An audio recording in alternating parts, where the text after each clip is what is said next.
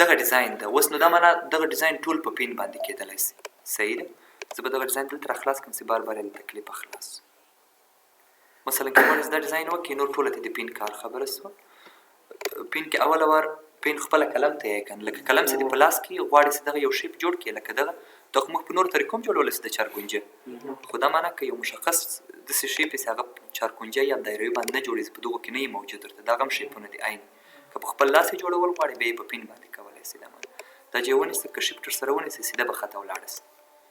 صحیح ده. مثلا ټولې ساحې یې رابندې کړه.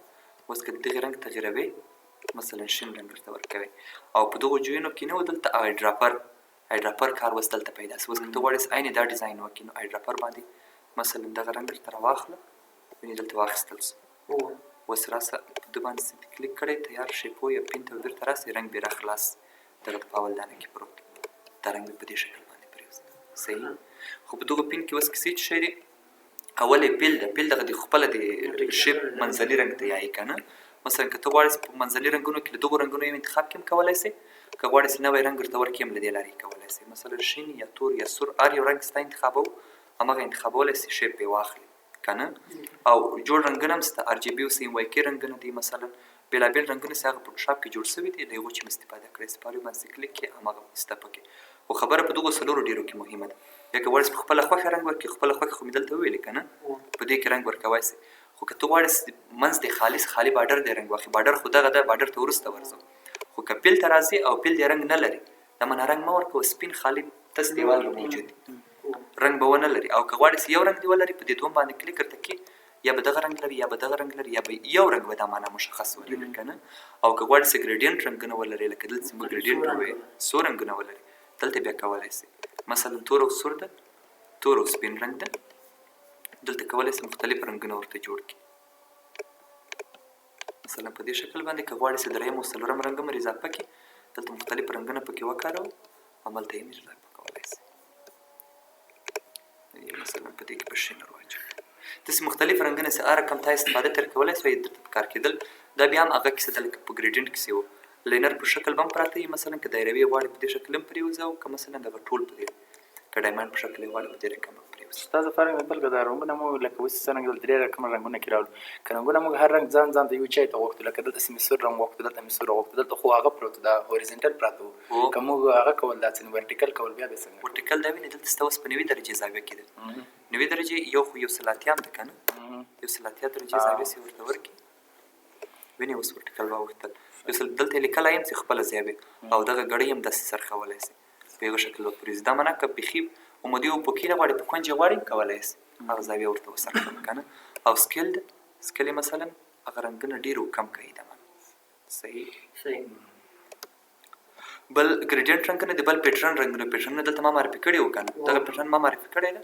دلته بیا د دغه چې پیټرن استعمال تر یو پیټرن ډېر ښه ده، ځکه دلته تا په واک کې ده. مثلا زه مثلا دومره لوګوګانې په یو جې کې راولم، کولی شي یو ته یې ورسوي که نه. او که مثلا څومره یې ډېروي ته هومره کولی شي لکه یوه لوګو چې په منځ کې راسي یا دوه لوګوګانې راسي، په دې شکل یې هم کولی شي. دا دې په خپل لاس کې دا معنا چې یو څوک غواړي دومره ډېرې لوګوګانې دلته ولري، بیا یا اپسټي ورته کمه کړي. دا خو په یو شیپ کې راغلی، دلته اوس راسه دغه شیپ خپله اپسټي چیرې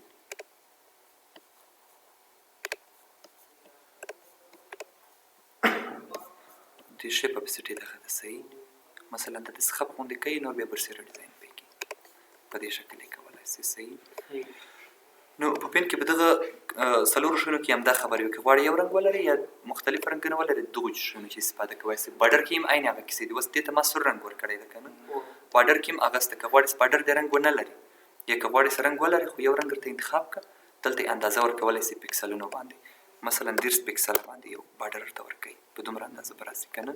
مثلا په 300 پکسله یې ورکوي، هم ورکولی شي، څومره اندازه تا غوښته هغسې ورکېږي. خو یو خبره دلته پکې شته، ګوره سه بارډر پرې راغی، په ده کې ورننوت په شیپ کې که نه. اوس یې سټینګ ته ورځه په شیپ کې دننه نه وځي، د باندې دې تېر راسي، هغه خو ځان ته کیسه. خو دا معنا دلته هم که غواړې چې بارډر دې رنګ ونه لري، که غواړې چې یو رنګ ولري، او که غواړې چې ګریډینټ رنګونه ولري. اوس بارډر ته هم څو رنګونه ورکولی شي، ته کولی شي شین رنګ هم ورته ورکړي، او دلته بیا برابرولی هم شي. مثلا دغه آسماني رنګ به ورکړو، زه به یې سایز لږ ورته ډېر کړم چې تغیرات ښې واضح معلوم شي.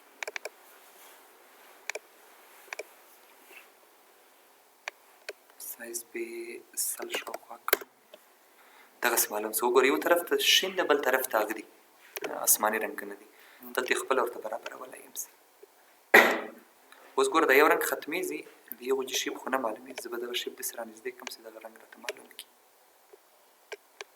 وګوره دا یو رنګ د څوکه ختم شوی دی بیا بل رنګ شروع شوی دی که نه که غواړې چې دغه دې ونیسي یو په یو دې شروع شي یو په بل برسېره باندې دغه واچوه وګوره یو په یو ختمیږي یو په یو شروع کېږي او زاویه یې هم ورته تغییرولی شي په دې شکل باندې صحیح. بل خو په دې کې انشاءالله دغه کیسه نه یې پاتې شي که نه. اوس دغه یو د شیپ هغه و بارډر په شیپ کې خپله ورننیوت دا یې کولی شي دلته په سیټینګ کې ورکړي. سیټینګ کې اوس ګوره سیده خطه پرته ده که نه که غواړې ټکي ووسي په دې شکل باندې بارډر ورته ورکولی شي که تر دې واړه ټکي ووسي کولی شي ورته ورکړي صحیح ده. او هغه اوس دغه ټکي یا د بارډر په شیپ کې دننه ورننوتی ده زه یې مثلا په نیمایي باندې دې کړ یا یې بیخي تېر وروسته که شاته یې تېر راوړ دا به تېر واوړي یا به په منځ کې راسي. او کیپس خپله معنا یې نه ده رامعلومه چې څه معنا به لري خو دغه دی هغه کونجونو ته د بارډر کونجونه کوم دي ځکه دغه خطه واچوم بیا در معلومېږي. د مروازې تغییر خو نه کې معلومېږي خو کارنر نه تغییر راولي صحیح. ولې اوس تغییر نه راوړي